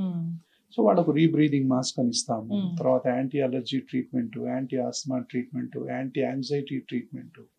వాళ్ళకు కనుక కొన్ని రకాలైనటువంటి వైద్యాలు కనుక చేసినట్లయితే, ముఖ్యంగా ఇది ఆడపిల్లలు ఎక్కువ కనపడుతుంది, చిన్నపిల్లలు ఎక్కువ కనపడుతుంది అని స్కూళ్ళల్లో అంటారు. సో వాళ్ళందరూ ఆ పిల్లల్ని తీసుకొని పరిగెత్తుకుంటూ వస్తారు. ఇట్లాంటి పిల్లల్ని ఐసీయూలో తీసుకు అడ్మిట్ చేసిన సందర్భాలు కూడా ఉంటాయి. అంత అవసరం లేదు, వీళ్ళు కాసేపు ఉన్న తర్వాత మళ్ళీ మంచిగా అయిపోతారు. సో ఇట్లాంటి పానిక్ అటాక్స్ అనేవి కూడా ఇందులో వస్తాయి. దీనికి మూల కారణం కూడా ఆ ఫ్యామిలీలో ఎక్కడైనా అలర్జీ ఉందా అనేది చూసుకోవాలా. వీళ్ళకి కొంతమంది సడన్ గా బ్రీత్ అవేర్నెస్ వచ్చింది అంటే వీళ్ళకి ఏదో పొల్యూషన్ కూడా అర్థం. సడన్ గా కొంతమంది చూసారా, ఎక్కడన్నా వాసన రాగానే, సిగరెట్ స్మెల్ రాగానే వాళ్ళకి ఊపిరి భారం అయింది. పర్ఫ్యూమ్ ఎక్కడన్నా రాగానే ఊపిరి భారం అయింది. తుఫాన్ లేచింది అనగానే ఊపిరి భారం అయింది. పొల్యూషన్ ఎక్కడన్నా వచ్చితే ఊపిరి భారం అయిపోతుంది. ఊపిరి భారం అయిపోతుంది అంటే ఆ గాలిలో ఏదైనా కలిసిందా అనేది ఒకటి. వీళ్లకు బ్యాక్గ్రౌండ్ లో అలర్జీ, ఆస్మా ఏమైనా ఉందా. సో ఇట్లాంటివి కనుక మనం తెలుసుకున్నట్లయితే, ఈ కొంతమంది నైట్ పూట నిద్రపోయేటప్పుడు ఒక్కసారి ఎందుకు లేస్తారో వాళ్ళకి తెలియదు, దిగ్గులు లేచి కూర్చుంటారు. అమ్మో నేను ఎందుకు లేచాను అని వాళ్ళకి తెలియదు. అసలు ఎందుకు లేచాం వాళ్ళ గుర్తు కూడా రాదు, దిగ్గులు లేస్తారు ఊపిరాడక. వాళ్ళల్లో కూడా అన్ఐడెంటిఫైడ్ అలర్జీ, ఆస్మా ఉందా లేదా తెలుసుకోవాలి. వీళ్ళు పోయి కొంతమంది హార్ట్ కు సంబంధించిన అన్ని పరీక్షలు చేయించుకుంటారు, కానీ వాళ్లకు సొల్యూషన్ అందదు. అంటే నేను చెప్పేదంటే, అలర్జీ, ఆస్మా ఒక పక్క, హార్ట్ ఒక పక్క పెట్టి చూస్తే, ఈ అలర్జీ, ఆస్తమాని మనం హార్ట్ ప్రాబ్లం అనుకో, హార్ట్ కు సంబంధించిన వైద్యం జరుగుతుంది. హార్ట్ కు సంబంధించిన జబ్బుని మనం అలర్జీ, ఆస్మాను అనుకో, దీనికి సంబంధించిన వైద్యం జరుగుతుంది. కానీ హ్యాపీగా ఉంటారు కదా. అలర్జీ, ఆస్మాకు దానికి సంబంధించిన వైద్యం జరిగితేనే హ్యాపీగా ఉంటారు. వీళ్ళకు బైపాస్ చేసినా, యాంజియోగ్రామ్ చేసినా, ఇంకే స్టెంట్ వేసినా, ఏది వేసినా వాళ్ళకు మార్పు రాకపోవచ్చు, వాళ్ళకి అలర్జీ, ఆస్మా గనక ఉంటే. కాబట్టి కొంతమంది నా ఇంటర్వ్యూ చూసిన తర్వాత, డాక్టర్ మీరు చెప్పినవన్నీ నాకు ఉన్నాయి, ఎంతకు జలుబు తగ్గదు, నాకు దగ్గు తగ్గదు, నాకు ఆయాసం తగ్గదు, నాకు మెట్లెక్కి ఆయాసం, నాకు వాతావరణం మారితే ఆయాసం, నాకు అన్ని చేసినా కానీ నేను హార్ట్ ఏమని చెప్పి టెస్ట్ చేయించుకుంటే మరి నాకు హార్ట్ కు సంబంధించిన ట్రీట్మెంట్లు అన్ని ఇచ్చారు, స్టెంటింగ్ చేశారు, కానీ నా బాధ మాత్రం పోలేదండి అంటారు కొంతమంది వచ్చి. సైకలాజికల్ మెడిసిన్ కూడా వాడుతుంటారు. అట్లాంటప్పుడు మనం మళ్ళీ సరి అయినటువంటి అలర్జీ, ఆస్మా వైద్యం చేసిన తర్వాత చాలా మంది అమ్మయ్యా ఇప్పుడు మంచిగా అయిపోయింది సార్ అంటారు. అంటే వాళ్ళల్లో రెండు కూడా ఉండొచ్చు. అంటే అలర్జీ, ఆస్మా ఉన్న వాళ్ళకు హార్ట్ ప్రాబ్లం ఉండకూడదు అని రూల్ ఏం లేదు. హార్ట్ ప్రాబ్లం ఉన్న వాళ్ళకి అలర్జీ, ఆస్మా ఉండకూడదు అని రూల్ ఏం లేదు కదా. అటు ఇటు కూడా ఉండొచ్చు. అయితే దేనికి సంబంధించిన వైద్యం దానికి జరగాల్సింది. చక్కటి ఇన్ఫర్మేషన్ డాక్టర్ గారు. ఎవరికైనా ఇప్పటి వరకు గురక లేదు, రాకూడదు అంటే, గురక లేదు, గురక రాకూడదు అంటే, గురక ఫస్ట్ ఎవరికి ఎక్కువగా ఉంటదమ్మా? అలర్జీ, ఆస్మా ఉన్న వాళ్ళల్లో ఎక్కువగా ఉంటది. ఒబేస్ ఎక్కువ ఉన్న వాళ్ళల్లో ఆయాసం ఉంటుంది. ఒబేసిటీ రాకుండా చూసుకోవాలా. అలర్జీ, ఆస్మా ఉంటే వెంటనే సంప్రదించి సరి అయినటువంటి వైద్యాన్ని తీసుకోవాలా. జంక్ ఫుడ్లకు దూరంగా ఉండాలా. ఎక్సర్సైజులు కంపల్సరిగా చేసుకోవాలా. చిన్న పిల్లలకు ఫుడ్ ఫోర్సింగ్ అనేది చిన్నప్పటి నుంచే తల్లిదండ్రులు గమనించాలా. ఇది చాలా ఇంపార్టెంట్. ఇప్పుడు ఫుడ్ ఫోర్సింగ్ అనే ఒక పెద్ద జబ్బు చిన్న పిల్లలు ఉంటారు, వాళ్లకు తల్లిదండ్రులు ఎట్లా పెడతారో తెలుసా మీకు? ఇంట్లో యుద్ధాలు జరుగుతాయి, కుక్కీ పెడతాడు, వద్దు బాబోయ్ అని ఏడుస్తుంటాడు వాడు. అమ్మో వీడు చూడండి నీరసం అయిపోతున్నాడు, వీడు ఆకలంతా దాచుకుంటున్నాడు, వీడు ఏమీ తినడండి. ఏం తింటాడు? నువ్వు పెట్టి పెట్టి పెట్టి ఇంకేం తింటాడు? కాబట్టి నేనేం చేసిన, ఇప్పుడు 1 year ఉన్నాడమ్మా పిల్లవాడు.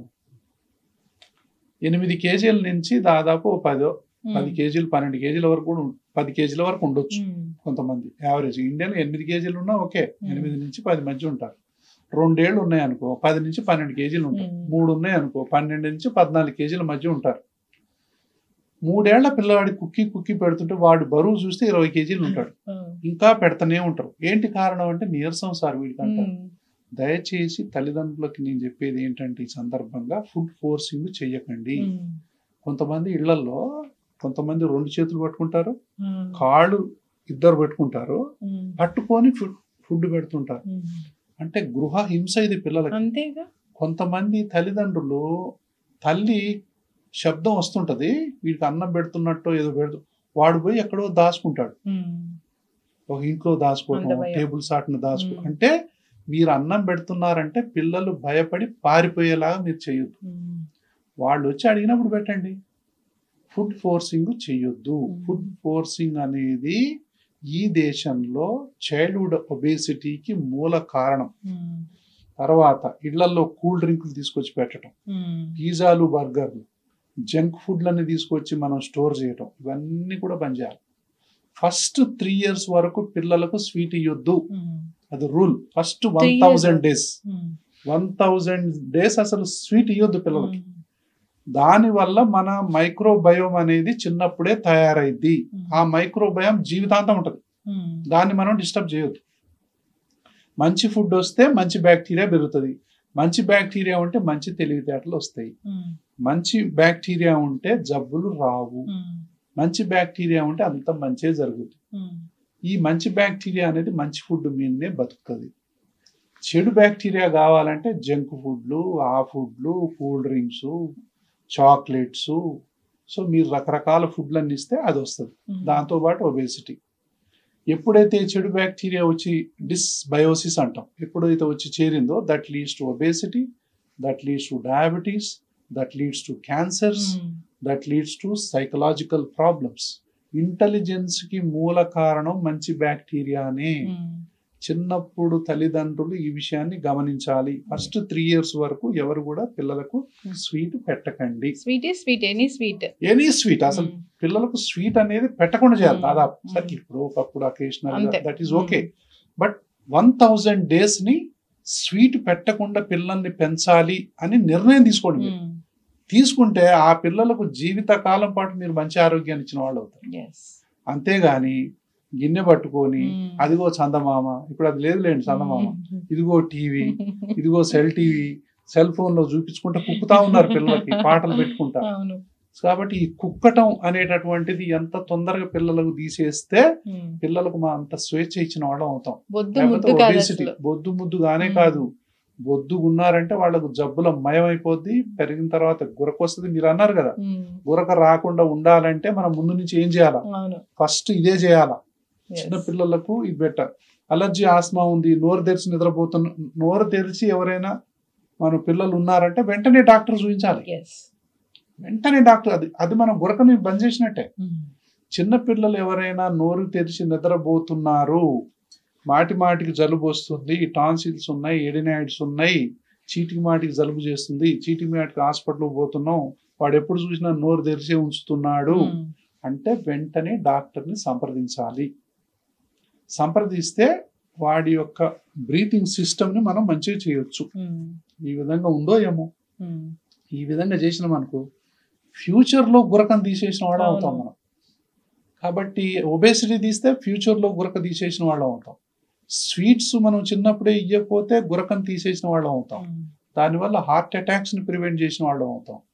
తర్వాత ఎన్ని రకాల జబ్బులు, ఎన్నో రకాలైనటువంటి క్యాన్సర్ని ప్రివెంట్ చేసిన వాళ్ళం అవుతాం. కాబట్టి ఫుడ్ ఈజ్ మెడిసిన్. సో ఈ విషయాన్ని మనం అందరం గుర్తించాలి. చక్కగా చెప్పారు డాక్టర్ గారు, చాలా చక్కటి ఇన్ఫర్మేషన్. గురక, దీని గురించి అసలు అవేర్నెస్ లేదు. అంటే గురక అదొక పెద్ద ప్రాబ్లం. గురకని అదే చిన్న ప్రాబ్లం లాగా మనం తీసుకుంటూ ఉంటాము. దానివల్ల ప్రాణాలు పోయే పరిస్థితి అనేది వస్తుంది. చాలా మంది సెలబ్రిటీస్ ని చూసాము, గురక ఉంది, దానివల్ల హార్ట్ అటాక్ వచ్చి చనిపోయారు అనేది. సో అప్పుడెప్పుడు ఆ కాసేపు మనం వింటాం కానీ తర్వాత మనం మర్చిపోతాము. గురక వస్తుందంటే ఒక చక్కటి డాక్టర్ దగ్గరికి వెళ్ళాలి. అలర్జీ, ఆస్తమా, స్పెషలిస్టులు ఉన్నారు, ఆ డాక్టర్ దగ్గరికి వెళ్ళాలి, వాళ్ళు ట్రీట్ చేస్తారు. రూట్ కాజ్ ఏంటో తెలుసుకుంటారు, ట్రీట్మెంట్ అనేది ఉంటుంది. మళ్ళీ రాకుండా ఉండాలంటే జాగ్రత్తలు ఏంటి చెప్తారు. ఇమ్యునోథెరపీ అని చెప్పారు, చాలా చక్కటి ఇన్ఫర్మేషన్ డాక్టర్ గారు అదైతే. సో ఎందువల్ల వస్తుంది అనేది, దాన్ని తగ్గించడం అనేది అసలు ఇంకా అంతకన్నా బెస్ట్ ట్రీట్మెంట్ అంటే ఏముంటుంది. ఎస్, గురక లేదంటే మంచి నిద్ర ఉంటుంది, మంచి నిద్ర ఉంటే మంచి హెల్త్ ఉంటుంది. చక్కటి ఇన్ఫర్మేషన్ డాక్టర్ గారు, ఫాలో అవ్వాలని కోరుకుందామండి. ధన్యవాదాలు. Sir, one life lesson what medicine has taught you. Whatever you can do without expecting. But I really believe మన పాజిటివ్ యాటిట్యూడ్ ఉంటేనే మనం ఏదైనా సాధించగలం. గట్ ని మనం కరెక్ట్ గా డీల్ చేసినట్లయితే అది మనకి పాజిటివ్ హార్మోన్స్ ని రిలీజ్ చేస్తుంది. షుగర్ వచ్చిన వాళ్ళ పరిస్థితి ఏంటి? పొట్ట దగ్గర పెరిగితే దాన్ని ఆండ్రాయిడ్ అంటారు, ఆండ్రాయిడ్ ఫోన్ కాదు. అసలు థాట్స్ ఎందుకు వస్తాయి? బ్రెయిన్ డెడ్ అంటే దానికి ప్రపంచం అంతా కూడా కొన్ని నిర్దిష్టమైనటువంటి లక్షణాలు. మానసికంగా ధైర్యంగా ఉంటే క్యాన్సర్ జయించవచ్చు. You are a doctor for a cause, sir. అంతే. వాళ్ళకి వచ్చిన ఆదాయం కాకుండా ఫ్రీ సర్వీస్ ఎంతమందికో చేస్తారు.